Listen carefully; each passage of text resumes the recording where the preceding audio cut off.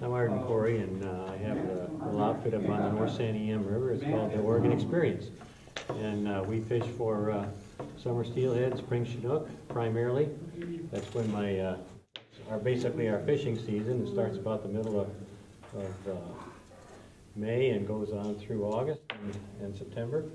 And we fish year-round up there because there's always some holdover fish in the river, and then we have winter steelhead, which is catch and release, but we like to catch those too. So we do fish year-round, but in the spring and summer is the primary time when we're out there to catch the fish, and that's when the bigger runs come through. So the last couple of years we've gone to fishing these bobber and jigs, which are real popular in a lot of steelhead rivers, but they're particularly good on the Santiam because the Santiam has got a real rough, irregular bottom, a lot of deep holes and big rocks, and when it comes to drift fishing or side drifting, it's really difficult to do up there. You can't get you don't have very long stretches that you can put out a side drifting rig and keep from being hung up. And the other thing that's good about it is that a lot of the people I take are very inexperienced, and if you try to teach an inexperienced person how to drift fish, you're going to be hung up about 90% of the time. Spend all your time retying the rigs. This way, with this sliding bobber and the bobber stop on here, you can tell the person what the depth of the next drift is going to be, and they can be ready to fish when you get there. So we'll say, okay, we're going to fish about 4 foot of drop line on this next drift, and that's what we do. We'll set this knot up here to about 4 feet, and when you get there, they can start fishing, and they're fishing at that depth right there.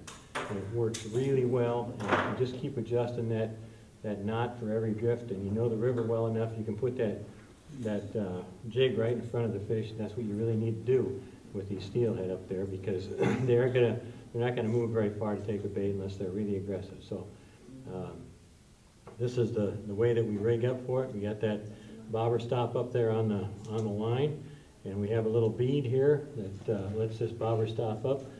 Stop right where it's supposed to, and that bobber slides down, so when you get ready to cast, you can reel right down to the bobber, and you can make a good cast without having a lot of slack line out there to fight with.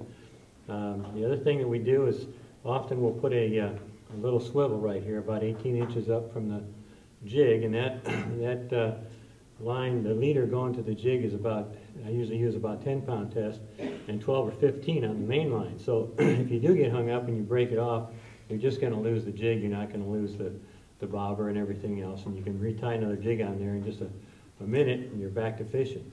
If you tie this jig directly on without this swivel in there, then you're going to lose everything the next time that you get hung up. So that's the way we fish it, and it works really well. I don't have any particular jig that I'm going to tell you works better than the others, but I do know one thing, that the pink color is pretty important. That's probably our favorite color. There's always a little bit of pink in there, and we used some pink and purple this year. We've got one over there on my other rig. I'll show you in a minute. And this depends on the color, the light of the day, and the attitude of the fish, I guess, as to whether or not you get it. But the great thing about these jigs is you can stand there and bobber fish a particular run, and it's very important to know the river, know where the fish are laying, and if you're real familiar with where those fish are laying, you can get several drifts through there. Give them an opportunity more than once. If you're just side drifting, you're past them and you're on your way and you're gone. So this way you can tempt them a little bit, get several drifts in where you need to, and hopefully that fish is going to take it if he's in there. So those are the two critical things: is having the right depth, knowing where the fish are laying, and putting it down through there so they can take the bait. The other thing we often do is we put a little piece of shrimp on this jig, just a little bite, about a half-inch piece of prawn on there, and that gives this jig a little bit of smell, a little bit of taste. When that fish picks it up, he's going to hang on to it just a little bit longer than he would if it was just a piece of lead hanging down there. So that gives you a chance, especially important with the inexperienced fishermen. 9 times out of 10, they'll be slow on picking up that rod when that bobber goes down. So you got to really concentrate on watching that bobber. When it's going down the river, it goes down. It could be a rock, but it could be a fish. And as soon as it's down, you just got to pick that rod up, and if you feel a fish, then you just set the hook. And so that's really critical to get people tuned into watching that bobber and being reactive, you know, as soon as it goes down. Another thing that I'd like to talk about is the line that we use.